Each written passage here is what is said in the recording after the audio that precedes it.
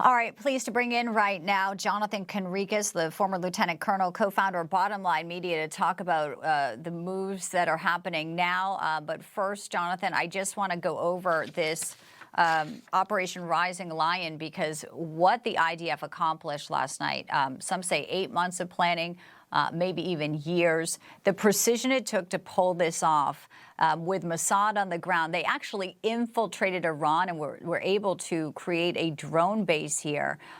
We're hearing reports that are incredible. Iranian military in a war room, all of them eliminated in one strike. Your reaction to the fact that not only were nuclear sites hit, but leadership as well, all simultaneously in this overnight strike? Yes, hello, and thank you for having me on. Israel, I think what the state of Israel did against the Islamic Republic of Iran will probably go down in the history books of military warfare as the most successful opening move of a conflict that any country has done.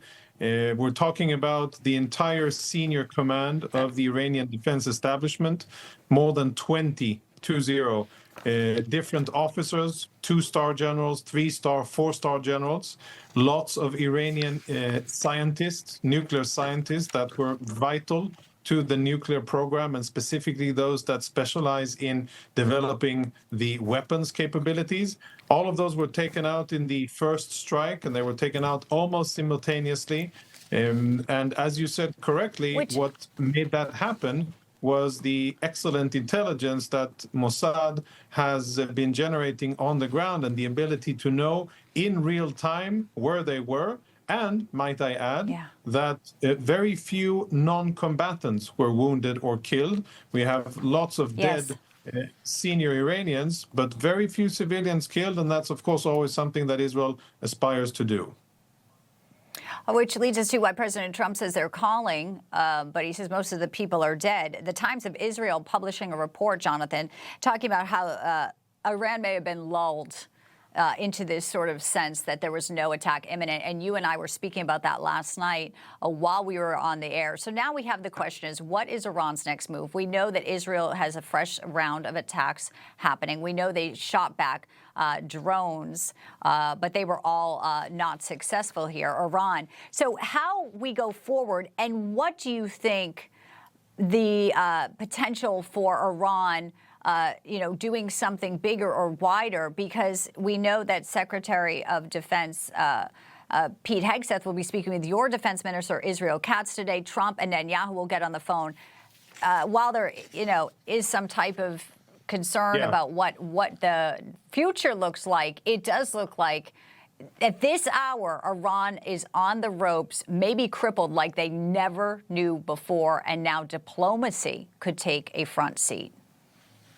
Yeah, so this is the beginning of the beginning of Israeli efforts against Iran's very nefarious efforts to achieve nuclear military capabilities. The first stage, as I said, has been successful, and now Iran is open and exposed, and I think the Iranians know it, and Israel knows, and the region knows that Iran is exposed to continuous Israeli strikes on military targets in Iran. And that is definitely a very welcome development. It allows Israel the freedom of movement to execute its plans to disassemble most of the parts of the Iranian nuclear program. And that's very important. Now, the dilemma here, the enemy has a vote, as American generals used to say. And here they will have to decide if they want to escalate the situation by trying to attack or to retaliate against Israel. I think they have the option of firing at neighboring countries or U.S. assets in the region. I personally think that would be a tremendous mistake of strategic proportions if the Iranians will decide to do so, because that would make them vulnerable to incoming attacks of greater lethality. And it really remains to be seen how they will respond.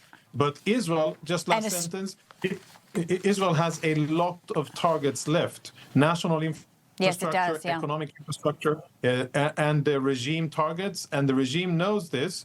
They know that they are playing with fire. They can choose to forego their nuclear program, or they can jeopardize the future of the regime. I think that's where we are right now.